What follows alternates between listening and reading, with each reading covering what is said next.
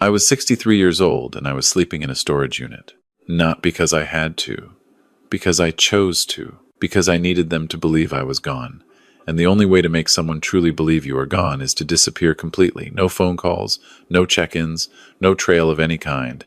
I had a cot, a battery lantern, a cooler with sandwich meat and 2 apples, and a small digital recorder I had bought at a pawn shop on Delmar Boulevard for $18. I had been planning this for 11 days. And as I lay there in the dark on that Tuesday night in October, listening to the trucks roll past on the highway outside, I was not afraid. I was the calmest I had been in over a year. That surprised me. I thought I would feel grief. Instead, I felt something closer to relief.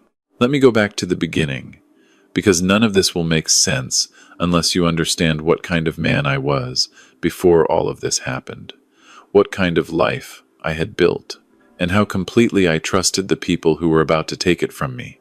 My name is Donald Ferris. I spent 31 years working maintenance and then facilities management for the Street Louis Public School District. It was not glamorous work. I fixed boilers and patched roofs and argued with contractors and filled out forms nobody ever read, but I was good at it, and I was proud of it. And when I retired at 61, I had a pension, a paid-off house on Kingsbury Avenue in University City, and a savings account with a little over $240,000 in it. My wife Carol had passed from ovarian cancer 4 years before I retired. We never had children together. Carol had a son from her first marriage, a boy named Marcus, who came to live with us when he was 9 years old. I raised Marcus Ferris from the 4th grade. I taught him to drive. I went to his baseball games. I helped him with his college applications. I walked him down to the financial aid office at Mizzou when his scholarship fell short. I did everything a father does, because that is what he was to me. My son. Marcus married a woman named Tanya 8 years ago. She was sharp and pretty and had strong opinions about everything, which I respected, even when those opinions wore me out. They moved to Kansas City for a few years for her job, then came back to Street Louis when things got tight. About 16 months ago, they asked if they could move in with me temporarily. Tanya's company had done layoffs. Marcus had left his job at the logistics firm, reasons I was never fully given. They had a daughter, my granddaughter Lily, who was 4 years old. They needed help. Of course I said yes. Of course I said yes. For the first 3 months, everything was fine. Better than fine, actually. The house felt alive again in a way it hadn't since Carol died. I cooked on Sundays. Lily would sit on the kitchen counter and hand me spices she could not pronounce. Marcus and I watched football on Saturdays. I thought, this is good. This is how things should be. I thought I was lucky. I want to be honest about when I first noticed something was wrong, because I spent a long time afterward telling myself I had misread the signs, that I had been paranoid, that I owed them more charity than I gave them. I don't believe that anymore. I noticed something was wrong the first week of March. It started with my mail. I had always gotten my bank statements by mail. Paper, not email, old habit, I know, but I like to hold the thing in my hand. In March, 2 consecutive statements did not arrive. I called the bank. The address on my account had been changed. Not to a P.O. box, not to some stranger's address, to my own address, but with the name on the account listed as joint Donald Ferris and Marcus Ferris. I had not authorized that. I had not signed anything authorizing that. I told myself it was an error. I went to the branch on Olive Boulevard. The woman at the desk was patient and kind, and she pulled up my account and showed me the authorization form. It had my signature on it. I stared at that signature for a long time. It looked like my handwriting. It curved in the same places, the capital D looping back the way mine always did. But I had not signed it. I knew I had not signed it because I had not been inside a bank branch in over 8 months. Everything I did was at the ATM on my corner, or through the phone. I asked for a copy of the form. The woman said she would have to submit a request. I said that was fine. I left the bank and I sat in my car in the parking lot for 20 minutes. My hands were shaking, but not from anger, from something I did not want to name yet. From the beginning of understanding, I did not confront Marcus that day. I want to explain why, because I know that is what most people would have done. I know that is what most people think they would have done. But Marcus was my son. He had lived in my house for nearly a year. He helped me carry groceries. He fixed the gutter on the back of the house without being asked. His daughter called me Pop Pop and fell asleep on my shoulder during long car rides. If I was wrong, if there was some explanation I had not thought of, I would have destroyed something I could never repair. I needed to be sure. So I started paying attention instead of asking questions. That is something I learned in 31 years of facilities management. Before you tear open a wall to find the leak, you watch the water stain for a while. You learn which direction it spreads. You understand the problem before you start making holes. What I noticed over the next 6 weeks made the bank form seem like the smallest thing. Marcus had started taking my car, not borrowing it, taking it, early in the morning before I was awake, and returning it in the afternoon. I had no idea where he was going. When I asked, he said errands, he said meetings, he said he was working on something that was going to change everything for them. That phrase, going to change everything for them, I heard it 4 times in 2 weeks. I noticed he never said for us. Never for the family. Always for them. Tanya had started going through my desk. I know because I have a system. Every man who has ever had a workshop or an office has a system, and Tanya did not know mine. Folders were out of order. The small locked box where I kept my social security card and the deed to the house had been moved 6 inches from where I always kept it. The lock had not been tampered with, not that I could see. But the box had been lifted and set back down in a slightly different position. I noticed, because I notice things. 31 years of maintenance teaches you that. I also began to feel unwell. This is the part I resisted understanding the longest, because it came on gradually, and I am 63 years old, and I had been under significant emotional stress, and there are 100 reasonable explanations for fatigue, for headaches that didn't quit, for a stomach that protested every meal. I told myself it was anxiety. I told myself I needed to drink more water. I told myself I was getting old, but the pattern bothered me. I felt worst in the evenings, after dinner. Tanya had taken over cooking, she insisted. She said I needed to rest. She said she wanted to contribute to the household. She was a decent cook. The meals were good. But within an hour of eating, I would feel a weight behind my eyes, a heaviness in my legs, a dullness that was different from ordinary tiredness. I would go to bed at 8 o'clock, which I had never done in my life. I would sleep 12 hours and wake up foggy, the way you feel after anesthesia. That thick, confused feeling that takes too long to burn off. I started keeping a notebook. Dates, times, what I ate, how I felt. After 2 weeks, the pattern was undeniable. The nights I felt worst were the nights Tanya cooked the soup. I need you to sit with that for a moment. I need you to understand what it means to look at a notebook and realize that the person feeding you dinner might be feeding you something else alongside it. This was not a stranger. This was not someone who had come into my life with bad intentions I had failed to see. This was a woman I had danced with at her wedding, a woman whose daughter I read bedtime stories to. I sat in my bedroom with that notebook, and I felt something I do not have a clean word for, not quite grief, not quite rage, something older and heavier than both. I did not go to the police. I want to address that directly, because it is the first thing anyone says when they hear a story like this. Why didn't you call the police? I will tell you why. I had called the police before, in March, when I first noticed the bank form. Not about Marcus and Tanya, I hadn't put it all together yet, but about a separate incident, a neighbor's car, a misunderstanding that doesn't matter to this story. What matters is that I saw how it worked. I saw that without documentation, without evidence that could be held and examined, the most they would do was make a report. Marcus was a joint account holder, legally, because of a form with my signature on it. The house was in my name, but he was a resident. Even the soup, even if I was right about the soup, a notebook with my own handwriting in it was not evidence. It was the word of a 63-year-old man who might, a defense attorney would argue, be experiencing cognitive decline. I needed evidence that could not be argued with. I needed to give them enough rope, and I needed the sister leave, completely and without doubt, that I was not watching. The idea came to me on a Wednesday afternoon when Lily was sitting in the backyard trying to catch a butterfly, and I was watching her through the kitchen window. I was thinking about how long I could stay in this house, in this situation, before something irreversible happened. And I thought, what if I wasn't here? What if they thought the house was theirs?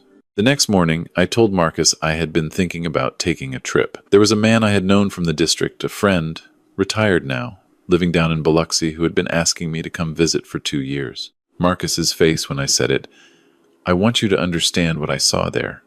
It was not surprise. It was not Dad. Are you sure? It was a very brief, very controlled moment of something that looked like relief. He recovered quickly. He said that sounded great, that I deserved a vacation, that he and Tanya could hold down the fort. Those were his exact words. Hold down the fort.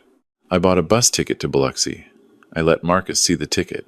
I packed a bag. I said goodbye to Lily, and I held her for a long time because I did not know what I was going to come back to, and I wanted to remember the weight of her. Then I walked out the front door with my rolling suitcase, and I got on the bus.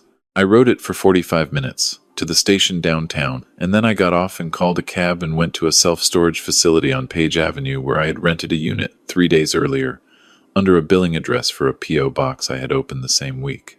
I had paid 3 months in advance, in cash. I had a cot, I had food, I had my notebook, and I had 3 wireless security cameras I had ordered online, delivered to the P.O. box, the kind that record to a cloud account and can be monitored from any smartphone. I had installed them the week before. One in the living room, tucked behind the clay pot on the bookshelf where Carol's encyclopedias still stood. One in the kitchen, wedged in the corner above the refrigerator behind a stack of cookbooks. One in the hallway outside my bedroom door, disguised inside the smoke detector casing. The detector still worked. I made sure of that. I just made room alongside it. The cameras were motion activated. They sent alerts to a second phone I had bought prepaid and kept in my storage unit. Marcus and Tanya did not know the cameras were there. Nobody knew. The first night, very little happened. Marcus ordered pizza. Tanya put Lily to bed. They watched television and went to sleep at 11. I watched the feeds on my little prepaid phone and I thought, maybe I am wrong. Maybe I have been wrong about all of this. Maybe I am an old man who has become suspicious and frightened, and I have done something extreme and humiliating, and I will have to go home and pretend I cut my trip short, and everything will be awkward for months. The second day changed everything. I was awake at 6 in the morning, lying on my cot, when the kitchen camera sent an alert. I opened the feed. Tanya was at my kitchen table with a folder. I watched her spread documents across the table papers, several of them, and I could not read them clearly on the small screen, but I could see the format, the header, the signature lines at the bottom. She photographed each one with her phone. Then she put them back in the folder, and the folder went into a tote bag she brought to the kitchen with her. She made coffee. She acted like a woman who had just checked something off a list. That afternoon, the living room camera sent an alert. A man I did not recognize was sitting on my couch. He was perhaps 40, well-dressed, carrying what looked like a leather portfolio. Marcus sat across from him. I turned up the volume on my phone as far as it would go and pressed it against my ear.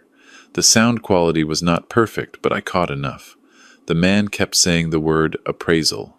He said square footage. He said comps on Kingsbury had come up strong in the third quarter. Marcus nodded. Marcus said the timeline they discussed was still good. The man left 20 minutes later, and Marcus stood at my front window and watched the car pull away.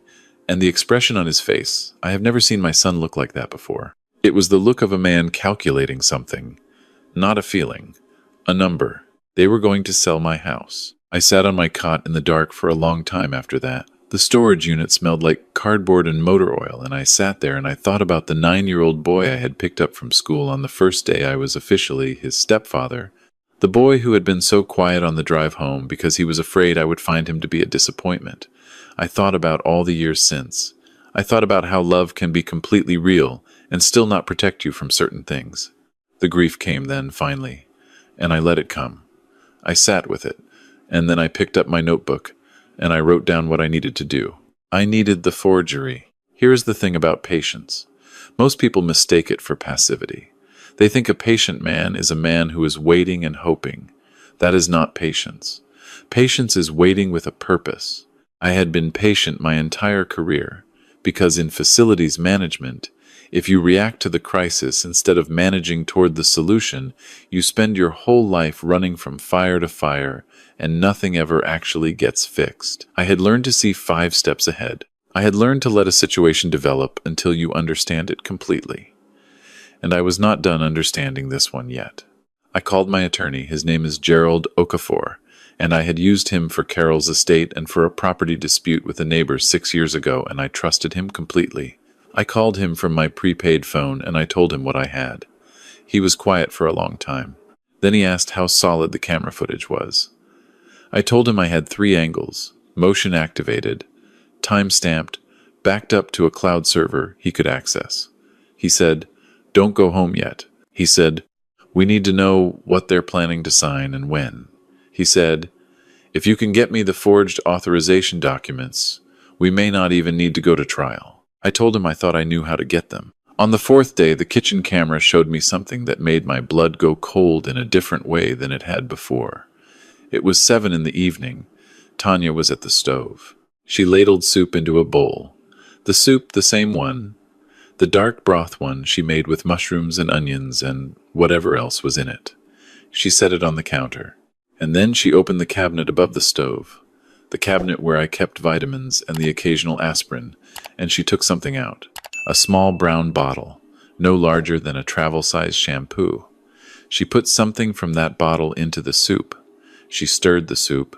She put the bottle back. She carried the bowl to the table. I watched this on a 3-inch phone screen from a storage unit in North Street, Lewis, and I was absolutely, completely, icily calm. That is a strange thing to admit, but by then I had been building toward this moment for days. I was not surprised. Being unsurprised made it possible to think clearly. I called Gerald the next morning, and I told him what I saw. He was quiet again, longer this time. He said, "Donald, I need you to listen to me very carefully." He said, "Do not go to the house. Not yet." He said he was going to make a call to someone he knew at the county health department, and that I needed to trust the process. I told him I trusted the process. I had been running the process. He called me back that afternoon with 2 things. First, what Tanya had been using was a sedative, a liquid sleep aid, not prescribed, purchased online, the kind of thing that in small doses causes the heaviness and fog I had been experiencing for weeks, and in larger doses can cause memory problems, confusion, falls. The kind of thing, he said very carefully, that in an elderly man with no family nearby might eventually cause a death that looked unremarkable. That is a terrible sentence to hear about your own life. I made myself hear it completely. Second, he had found out through a contact at the county recorder's office that a deed transfer for my property on Kingsbury Avenue had been submitted for processing 3 days ago. The deed had my signature on it. I had not signed it. The transfer was pending a final notarization. Marcus had an appointment with a notary, a private notary, not a bank. A woman Gerald described as someone who had lost her license in 2 other states on Saturday morning. 3 days away, Gerald said. "We can stop it at the recorder's office. We can flag the transaction. We can have them arrested." I said, "Not yet." He said, "Donald." I said, "I need to go home first. I need to be there. I need them to see me." He was quiet. Then he said, "I hope you know what you're doing." I said, "I have known what I was doing. Someone official. I will call you when I am ready." I called a cab. I went home.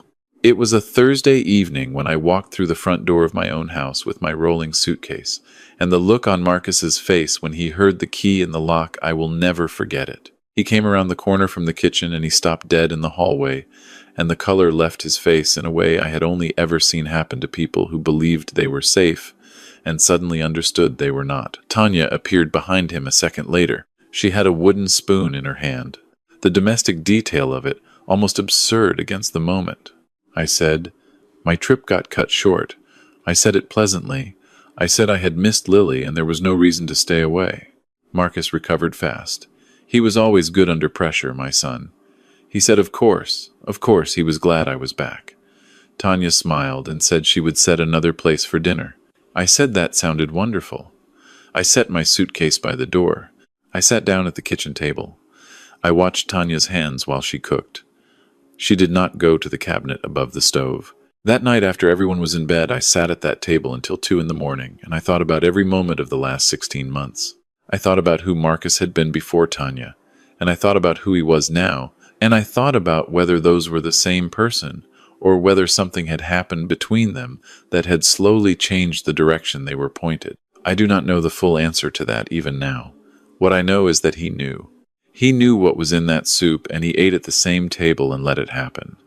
That knowledge settled into me like a stone settling to the bottom of a river. It has never come back up. Friday passed quietly. Marcus left in the morning. I watched the kitchen camera on my prepaid phone from my bedroom. Old habit by now, and he was on the phone in the driveway for a long time before he drove away. I could not hear the call, but I watched his posture, the way he stood with his shoulders turned inward, and I recognized it. That was the posture of a man being managed by someone else. That was not a man in charge of a plan. That was a man executing one. Saturday morning, I was up at 6. I made coffee.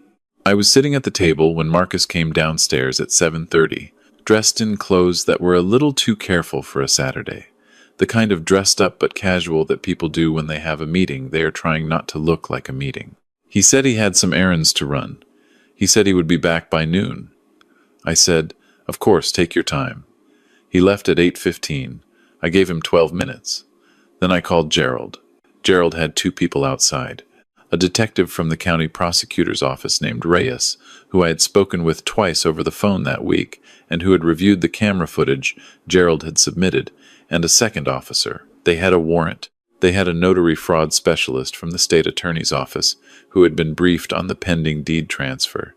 They had been waiting on my call since 7 in the morning. I also had one other thing, something I had not told Gerald about. The brown bottle from the cabinet above the stove. I had taken it 2 nights before and replaced it with an identical bottle, same size, same type, filled with plain water. I had the original, sealed in a plastic bag, sitting in my jacket pocket. I handed it to Detective Reyes when she came through my front door. She looked at it for a long moment. She looked at me. She said, "Mr. Ferris, I have to ask, how long have you been planning this?" I said, "Long enough." What happened next took about 4 hours, which is shorter than you would expect for the unraveling of something that took 16 months to build. Detective Reyes and her partner waited in my living room. I waited in the kitchen. I made more coffee. At 9:47, Marcus came home. He opened the front door and stopped. He saw the car outside. He saw Reyes standing in his path. He looked past her into the kitchen, and he saw me sitting at the table with my hands around my coffee mug, and I looked at him, and I did not say anything. There was nothing to say that the room had not already said. Marcus said my name, just my name, the way a man says a word when he has run out of all other words. Tanya came downstairs when she heard the voices. She assessed the room in about 3 seconds, and she said nothing at all. She sat down on the stairs. She did not look at Marcus. She looked at the floor. In that moment, I understood something about their arrangement that I had not fully understood before. She had been the architect of this, and he had been the builder. And now that the structure was falling down, she had already decided that she had been standing somewhere else. The notary, the unlicensed one, had been picked up at her office 40 minutes earlier, before Marcus even arrived at his appointment. She had already, Gerald told me later, agreed to cooperate in exchange for a reduced charge. The deed transfer was dead. The bank account had been frozen 2 days prior, pending the fraud investigation. The authorization form, the one with my forged signature, had been examined by a handwriting specialist Gerald brought in, who determined within about an hour of looking at it that the signature was a careful copy, not an original, based on pen pressure and stroke variation that I, not being a handwriting specialist, could not see, but that he explained to me in terms I found completely credible. Marcus was arrested in my living room. He did not resist. He sat on the couch while Reyes read him his rights, and he looked at his hands the entire time. He did not look at me. Tanya was arrested on the stairs. She looked up once, at the end, and the expression on her face was not the one I expected. It was not defiance, and it was not guilt. It was exhaustion. She looked like a woman who had been carrying something very heavy for a very long time and had simply finally set it down. Lily was asleep upstairs through all of this. That was the thing I had been most worried about, the thing I had specified to Gerald and to Reyes in every conversation. The little girl could not be in the room for any of this. She was not. She slept through it. All 4 years of her, unaware that the morning had rearranged everything. A neighbor I had spoken with the night before, a woman named Helen who had lived 3 houses down for 20 years, and who had watched Lily twice before, came over before the arrests and took Lily to her house for the 20 years. Mourning. She is still with Helen for now, while the county sorts out the next steps. I visit every other day. She still calls me Pop Pop. She will be okay. Children are more resilient than we let ourselves believe. The charges, when they came, forgery in the first degree for both Marcus and Tanya, elder financial abuse, fraud in connection with the deed transfer, and for Tanya, based on the analysis of the bottle contents and the camera footage showing her administering it, criminal poisoning. That last charge is the one that Marcus could not have anticipated, I think. I do not know what he believed was in that bottle. I do not know how much he told himself he did not know. The law does not distinguish between those things the way we sometimes wish it would. I went to see Marcus at the county jail 2 weeks after the arrest. I did not have to go. Gerald told me I did not have to go. I went because I needed to see him, not to say anything in particular. I just needed to be in the room. The room they put us in had a table and 2 chairs and a window that looked into a hallway. Marcus sat across from me. He had been in for 2 weeks, and it showed, not in any dramatic way, but the way prolonged stress shows a tightness around the eyes, a quality of stillness that looks like stillness but is actually restraint. He looked at me. I looked at him. He said, "I don't have a good reason." He did not say he was sorry. I think he knew by then that I would not be able to hear that word yet. He just said, "There is no reason that makes this okay. I know that." I said, "I know you do." I said, "I loved you. I want you to understand that I am using the past tense because of what you did, not because you were not real to me. You were real to me. Every year of it was real." He looked out the window at the hallway. He said, "I know." I stood up. I said, "I will make sure Lily is taken care of. I will always make sure Lily is taken care of. That is not for you, and it is not for Tanya. That is for her." He said, "Thank you." I walked out of that room, and I did not look back through the window. Some people would. I understand why there is something in us that wants to see the face at the moment we leave it, wants to measure what our exit means to someone. I did not need to measure it. I already knew what it cost me to walk through that door. I did not need to see what it cost him. The case went to a preliminary hearing in January. Gerald says the evidence is strong enough that a plea deal is likely before it reaches trial. The deed transfer was reversed. The bank account has been fully restored to my name only.